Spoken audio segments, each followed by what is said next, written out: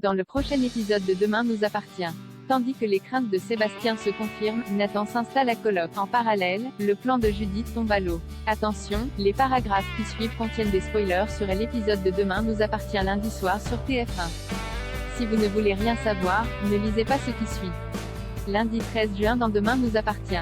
Les craintes de Sébastien se confirment. Le commandant Constant a mobilisé ses équipes pour retrouver Léo toujours porté disparu. Si les policiers se sont rendus chez Stanislas, le petit garçon n'y était pas en revanche. De son côté, Roxane a retrouvé la trace d'Isabelle Cotin, une femme avec laquelle Stanislas a eu une liaison au Cap-Vert quelques années plus tôt, et celle-ci a confirmé qu'il la battait. À l'époque, elle avait même déposé une main courante mais Stanislas avait fini par la convaincre de retirer sa plainte sous le coup de la menace. Pendant ce temps, Audrey se reproche d'avoir laissé son neveu sans surveillance.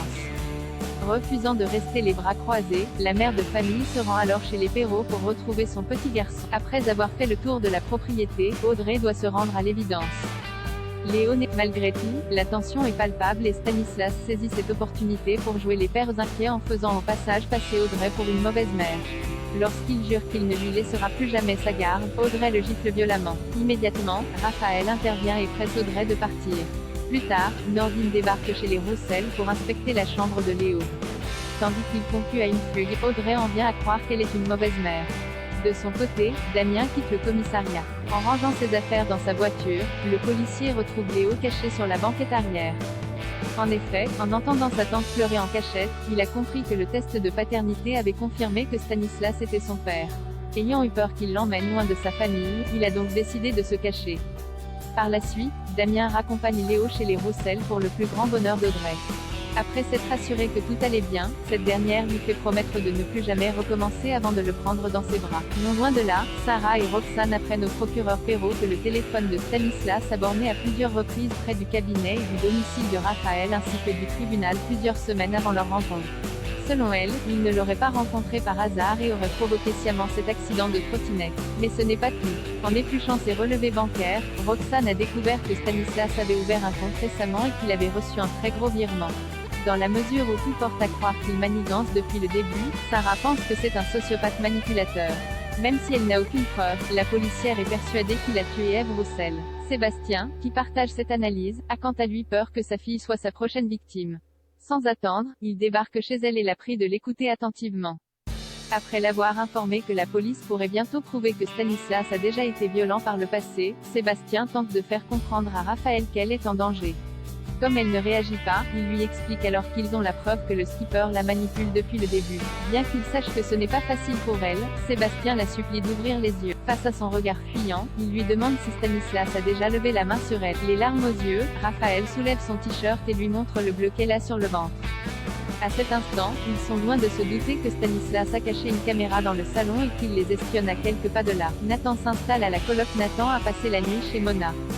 À ses petits soins, elle lui a préparé un véritable petit déjeuner de champion avant qu'il ne parte au lycée.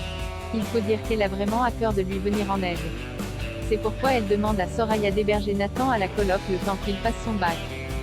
Bien qu'elle hésite à accueillir un inconnu chez elle, l'avocate finit par accepter en comprenant les conditions difficiles dans lesquelles il vit au foyer. Par la suite, Mona se rend au lycée et offre à Nathan de s'installer à la coloc. Une proposition qu'il accepte avant de lui promettre de travailler comme un fou pour obtenir son bac. Une fois qu'il l'a remercié, Nathan la prend chaleureusement dans ses bras. À la fin des cours, il récupère ses affaires et emmène Angie à la coloc où il profite d'être seul pour partager un moment d'intimité. Quand Mona rentre quelques instants plus tard, elle n'hésite pas à faire la morale à son protégé. Le plan de Judith tombe à l'eau depuis qu'il a perdu son mât. Noah ne sait pas ce qu'il va faire de sa vie. Dans la mesure où ils vont avoir beaucoup de choses à gérer avec leur nouvelle exploitation, Judith lui propose de venir travailler avec elle et son père. Seulement, le jeune homme ne pense pas que ce soit une bonne idée et ce d'autant plus qu'il n'est pas certain de vouloir continuer dans l'ostréiculture. Malgré tout, Judith l'enjoint à prendre le temps de la réflexion. Plus tard, toute la famille Delcourt est réunie au nouveau mât pour trinquer au nouveau départ qui s'offre à eux. Anna profite alors de cette occasion pour annoncer une grande nouvelle. Avec Karim, ils ont décidé d'adopter un enfant. Même si elle sait que ce sera long et compliqué, la psychologue est prête. Une annonce qui réjouit évidemment Chloé, Marianne, Alex et Judith. En fin de journée, Judith parle à son père de l'offre qu'elle a faite à Noah. Malheureusement, Alex n'a pas les moyens de garder 2 ans. En effet, l'ostréiculteur s'est engagé à garder l'employé du propriétaire des lieux.